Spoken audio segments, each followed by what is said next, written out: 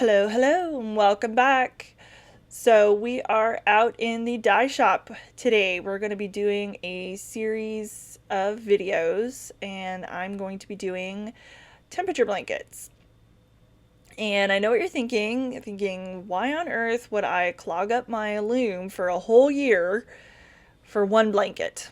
I'm not. I'm actually going to be doing five to start with.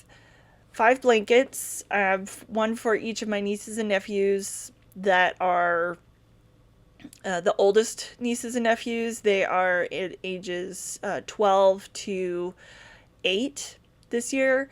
And so we're going to start with those first five. And then I have three others. One is, he's not even a year yet, so I'm going to do his last because he's not going to remember at Christmas time if he got it or not. The other one was just born a few days ago. He's so sweet. And the other one is due in August, so those guys will probably all get theirs next year. But the oldest five are definitely going to get theirs this year. And I am custom dyeing each one for the kids' three favorite colors. So I had their moms go and ask each child for their three favorite colors. This is Face. We're going to start with hers. Now, I'm not doing a video on dyeing each one of the blankets, but I will show you all of the colors once I'm done. This is just the initial process. I had a lot of learning to do with this. I have done dyeing before, but this was a little bit of a trial and error kind of thing because as I mentioned, I got their three favorite colors and I will be doing shades of each of those colors. So this one's Faith's. She's got 9 colors in her blanket, and you can see these last couple here are just little tiny amounts. But the majority of hers are going to be pink and purple, and then the three smallest amounts are going to be blue. Now, I'm just measuring out the colors here. I didn't measure out for the rest of them because with hers, it was like that learning curve, right, on how to do this so that I could get the right shades for each color. So I've just mixed up different amounts of the dye in each cup, and you'll see when I actually start doing the dyeing that I don't even all the time put the full amount of that cup into the dye pot, and that is so that I could control the amount of dye that each bundle of yarn is going to get in order to control the saturation of the color. Now with the pink, I actually did have to go back and relearn. I'm a graphic artist, is my college degree as a graphic artist. And I know we learned color theory in college, but holy cow, that was like 20 years ago. And I do not remember a lot of it because I actually did not get into graphic art design when I finished college. I ended up going a different direction, which is fine. But anyway, so I had to go back and relearn some color theory in order to get the dark pink, and we'll go over that a little bit later. Here I am just starting out with the light purple, and I did learn actually a pretty valuable lesson doing this as well. You should always add the color to the pot first.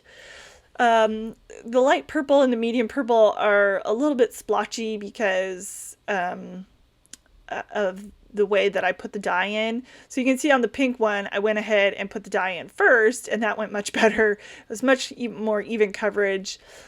And yeah, it was way better. And later, I actually ended up putting salt in the water, and that also really helped with more even coverage. I don't know like how it works, but I know that it does. If you really want a nice even, add a little bit of salt into your water, and it just really helps with that even coverage. So here I am working on the purple. If I had really thought about it, I would have done like all the purples and then all the pinks. I do end up doing all the blues at the same time, and you'll see that a little bit later. But this worked out fine because I got the water clear each time, so I didn't have to like redo the pot every single time with fresh water. So that was okay. And the dark purple, I did have to add. So the way I ended up doing most of them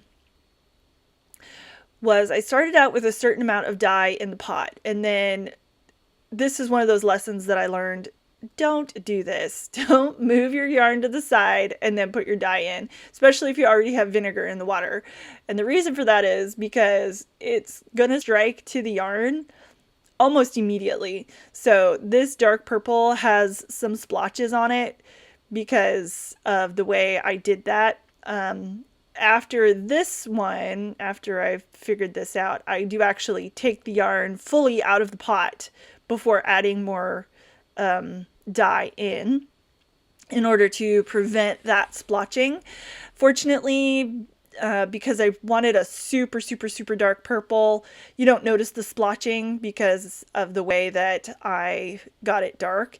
And I just used more purple, and I just kind of layered the colors, each one on top of each other. So purple and a little bit of black to get the dark purple that I wanted.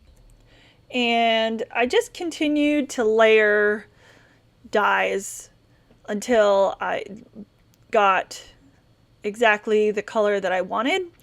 And another important lesson that I learned while doing this is that if it's too dark in the pot, it may not necessarily be too dark or light once it's dried. And because wet yarn can and does often look darker than when it's dry. So I did on a couple of them actually re-dye them after they had completely dried because they ended up not being dark enough. Or I just didn't like it. It was too close to one of the other colors or something like that. So I did quite a bit of over dyeing, but all in the same colors, of course. So nothing, I never changed any of the colors. I just made them darker. Some couple of times, and you'll see at the end of this one, I did actually have to redo quite a few, or not quite a few. I redid 2 of the blues because they were too dark, and I didn't want them to be that dark. Okay, so here we are on to the dark pink. Now, right now I am just putting in, I put in all of the leftover pink that I had already mixed up. And then at this point, I was fairly certain that adding black was not going to be the answer to the problem of how to get dark pink, because every time I added black, I ran a couple of tests, I would get purple.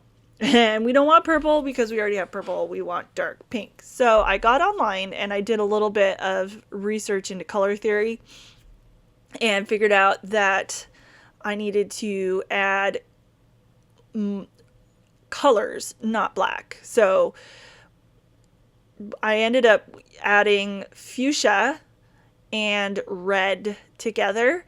And I could have put some more pink in, but because I'd already dyed it pink, it had a nice pink base to it. So I just layered over the fuchsia and red, and you will see at the end what an absolutely gorgeous dark pink it comes out to be.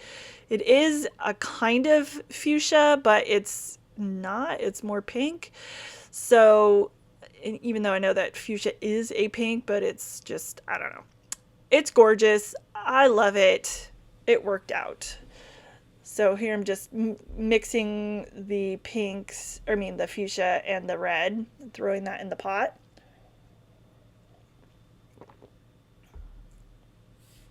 I love these little cups that I use, by the way. These are awesome. These are little condiment cups, and I reuse them a lot because they wash out really nicely. and I just found them in the kitchen, so they were free. Well, somebody bought them at some point. I don't know. Anyway, so I'm going to go ahead and put the pink back in the pot and poke that around, make sure it gets good and mixed. Also, another really important lesson I learned while doing these is that the ties that you use to make sure that your yarn doesn't get super tangled while you're dyeing stuff need to be really loose. This yarn is a wool to dye for cone that was really tightly wound on, and so the yarn was actually very, very squished. I questioned whether or not it was actually worsted weight when I got it, but once it got wet and dried, it really fluffed up. It's definitely worsted weight. But when I was doing the ties, because I had to get it off the, see, you can see that pink there where the tie is, it was too tight, and so it didn't absorb all the way where the ties were. But anyway, so do your ties really, really loose, and I did that for the rest of them, and I never had any problem. And I was really, I guess the first one I was concerned that if I didn't do the ties tight enough, I would end up with a big blob of yarn that I wouldn't be able to untangle. But that did not happen. So loose ties are okay. So now I'm going to go ahead and do the blues here. And because the blues are such a small amount, I went ahead and did these in canning jars. The dark blue I probably could have done in the pot. There was not very much room for either water or dye in there. And so it did get a little bit splotchy. It turned out gorgeous. It's okay. Once you weave it up, she's not going to notice. But anyway, so I just did, and this was another reason why I ended up having to redo the light and the medium one, because I put too much dye and not enough water in the jars. So they came out really dark. I also did something a little bit different with these, and that is that I went ahead and put the vinegar in the little dye cups. And I just wanted to try it as an experiment since I was not using very much of each. I used just barely, maybe like 2 teaspoons. I don't know. I just kind of guessed and poured it in. But it's fine. It works. It doesn't really matter, I have found, when you put the vinegar in, as long as you put it in. So here I'm just going to go ahead and add some boiling hot water from my wonderful electric tea kettle. I love this thing. Into the pot, or into each jar, just enough to cover the top of the yarn. And this is where I made my first mistake with these the 2 lighter blues that I wanted to get. I should have filled the jars up and then put some dye in. Yeah, there, I should definitely put that whole cup in, and I should not have done that. And I keep rinsing it out, trying to get all of the little specks of dye out. That was not a good idea. That's okay. I fixed it later. Lessons learned. And for the dark blue, the lesson here is, once again, add the color to your water before you put the fiber in. You'll notice I'm about to go ahead and put these in the pot, and whoop, that is right about where I noticed that the color had not gotten all the way to the bottom of the jar. So just gonna mix it up here a little bit. And because I had put the vinegar in with the dye, it's a little hard to tell because I'm almost off camera here, but once it goes in and out there, and I'm just going to add some more dye in, and that really helped with the splotchiness. You can really tell it evened things out a lot by just adding the color to the water first. Not quite sure why I couldn't get that through my thick skull this first time out, but I did. Um, when I did the rest of the blankets, you can see it's still a little bit blotchy, but it turned out just fine, and I like it a lot. So just gonna leave it in there, let it do its thing. And the two darker ones that I ended up redoing later, put the pot on, let it set for 20 minutes till it was fully hot. And ta-da, the magic of video editing. So yeah, way too dark, way too dark. And I'll show you here in a minute. That lid was really hot. I actually found my hot mitts. I have these gloves that are for picking up hot stuff. Not just like your standard kitchen oven mitts. They're like 5-fingered gloves with silicone on the outside. They're really cool. But anyway, couldn't find them. Found them later. Here we go. So you can see that the dark and the quote-unquote medium, which is that piece in the middle there, almost exactly the same color. And the light one on the left side there should have been approximately what the medium was supposed to be. So here we are, all done. Now you can definitely tell how much lighter each one of those purples got after drying.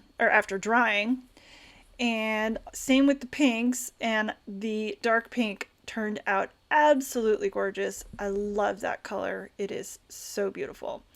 And then the blues, you can see the dark is a little bit blotchy. That's okay, it's not bad.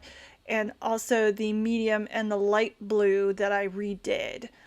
And you can tell how much, I mean, I just barely, for that lightest one, I just barely put any blue in there at all. And there we go. That is blanket number 1, dyed and ready for weaving. And here they are in temperature order. When you get onto temperature-blanket.com, it assigns a number to each color, and that color then corresponds to a temperature range. But we'll go over that as well as patterns in the next video. Thanks for watching, and we'll see you next time.